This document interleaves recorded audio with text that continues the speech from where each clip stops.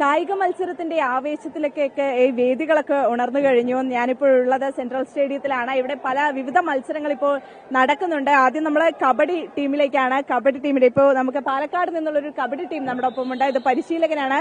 സാറിന്റെ പേര്? എന്റെ പേര് ബൈജു, പാലക്കാട്. അപ്പൊ ഈ കുട്ടികളുടെ പരിശീലനമൊക്കെ എങ്ങനെയായിരുന്നു? ഇപ്പൊ ഈ കായികമേള എന്ന് പറയുമ്പോൾ ഒരു ഒളിമ്പിക്സ് മാതൃകയിൽ നടത്തുകയാണ്.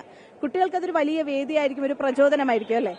അതെ, തീർച്ചയായും. ഇതൊരു ഇപ്രാവശ്യം ഒളിമ്പിക് വേദിയിൽ ആദ്യമായിട്ടാണ് കളിക്കുന്നത്. ഇതിന് മുന്നേ ഒളിമ്പിക് വേദി ഉണ്ടെങ്കിൽ നമുക്ക് കബഡിക്ക് അത് കിട്ടിയില്ലായിരുന്നില്ല. ഒറ്റപ്പാലത്ത് വെച്ചായിരുന്നു നടന്നത്, തനിയായിരുന്നു നടന്നത്.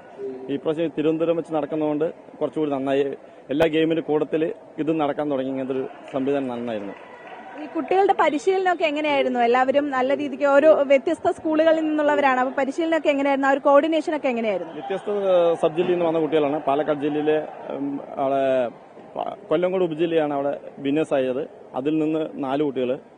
അത് കഴിഞ്ഞാൽ അട്ടപ്പാടി മണ്ണാർക്കാട് സബ് ജില്ലയിൽ നിന്ന് 3 കുട്ടികൾ, പിന്നെ ആലത്തൂർ സബ് ജില്ലയിൽ നിന്ന് 2 കുട്ടികൾ, പിന്നെ ഒന്ന് പാലക്കാട് നിന്ന് 1 കുട്ടി, ചിറ്റൂർ സബ് ജില്ലയിൽ നിന്ന് 1 കുട്ടി. അങ്ങനെ 12 കുട്ടികളാണ് ഇതിൽ അണിനിരന്നിരിക്കുന്നത്. പരിശീലനത്തിനൊക്കെ കറക്റ്റായിട്ട് ഇവർ വരാറൊക്കെ ഉണ്ടായിരുന്നു. ആ ഒരു ആവേശമൊക്കെ ഉണ്ടായിരുന്നു. ആകെ 2 ദിവസമാണ് ക്യാമ്പ് കിട്ടിയത്. അത് പാലക്കാട് ആൾറെഡി ഒരു മഴയായിരുന്നു. എങ്കിലും 2-3 ദിവസം ലേറ്റ് ഇട്ട് പ്രാക്ടീസ് ചെയ്യിപ്പിച്ചിട്ടുണ്ടായിരുന്നു.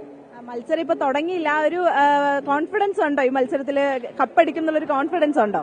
കഴിഞ്ഞ ഇയറിലെ സബ് ജൂനിയർ സ്റ്റേറ്റ് ഫസ്റ്റ് നമ്മുടെ കുട്ടികളായിരുന്നു.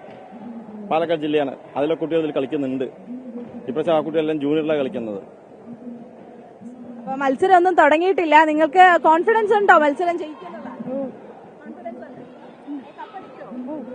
അപ്പൊ തീർച്ചയായിട്ടും കുട്ടികളൊക്കെ തന്നെ ആ ഒരു ആവേശത്തിലാണ്. കപ്പടിക്കും എന്നുള്ളൊരു കോൺഫിഡൻസ് ആണ്. ഇത്തവണ മുഖ്യമന്ത്രിയുടെ പേരിലുള്ള സ്വർണ്ണ കപ്പാണ് ഈ കായികമേളയ്ക്ക് സമ്മാനമായിട്ട് ഫസ്റ്റ് എത്തുന്ന ജില്ലയ്ക്ക് ലഭിക്കാൻ പോകുന്നത്.